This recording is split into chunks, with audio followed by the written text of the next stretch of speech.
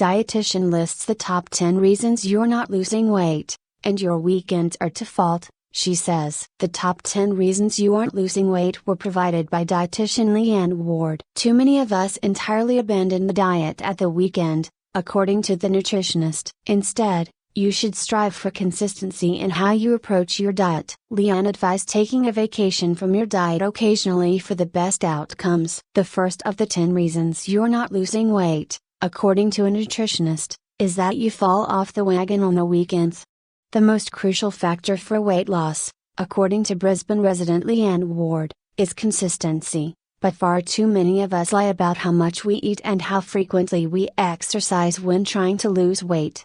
The fat loss specialist claimed that her typical clients struggle to shed the final 1 to 2 kilograms of the weight they were hoping to reduce, which is often between 5 and 10 kilograms. Leanne claims that her advice will keep you on course. 1. Your consistency is lacking. Leanne cited your lack of consistency as the primary factor in why you aren't getting the desired results. On a recent podcast, she declared, "If you're being healthy Monday through Friday and then absolutely letting yourself off at the weekends, then it's not enough. You only need 2 days to get out of a deficit, and you're probably consuming considerably more calories than you realize during the weekends." To identify all of the irregularities in your diet, she advises keeping an honest food journal for 2 weeks. Perhaps you've noticed a few unhealthy behaviors, like having a second glass of wine on a Thursday night or eating muffins for breakfast when you're rushed on Friday. 2.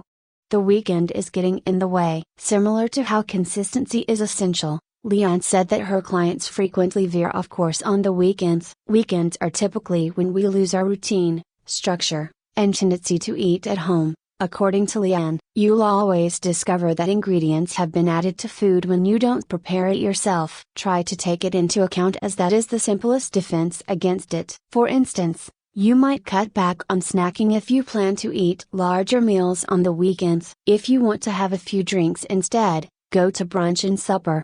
3.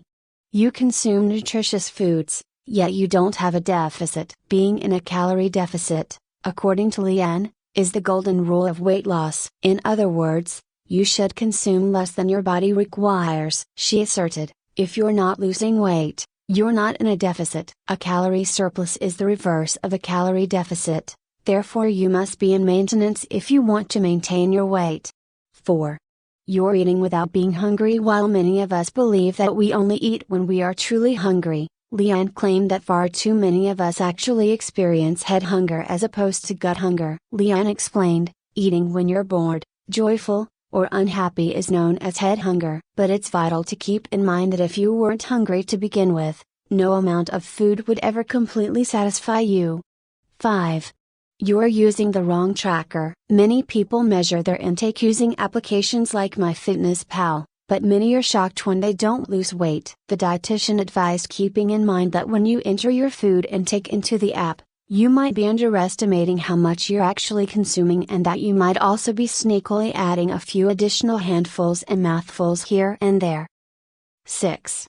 You erroneously calculated your needs. For the most precise estimates for your body, Leanne advised using an online calculator and entering your height, weight, age, level of activity, and body fat percentage if you have it. Then, keep in mind that in order to lose weight, you must eat at a 10-20% deficit. For the best outcomes, Leanne advised entering as much correct information as you can because far too many of her clients make mistakes.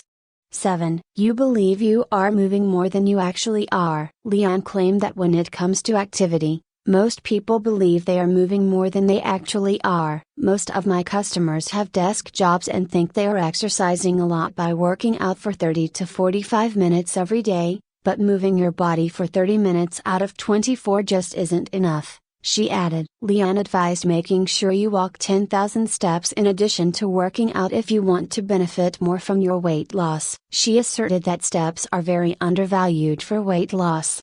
8. When you're exhausted, you're making important judgments for your health. Making important health decisions when we're sleepy is one of the main reasons why so many of us aren't losing weight, according to Leanne. Making wise, healthful decisions earlier in the day increases your likelihood of sticking with them than waiting till 9 p.m., when you're more likely to be emotional and sleepy. Make deliberate, wise judgments early in the day, Leanne said. This ought to help you lose weight quickly. 9. Take a break. Often, when we reach a weight loss stall, all we need is a break. It's usually an indication you need to take a break from dieting or even attempt reverse dieting to eat more for a while. If you've been consistent for 4 weeks and the scale is still stuck and not moving, she added. Too many of us push through a fat loss period without seeing the desired results. Giving your body the nourishment it requires at the right time will allow you to later slip back into a deficit. 10.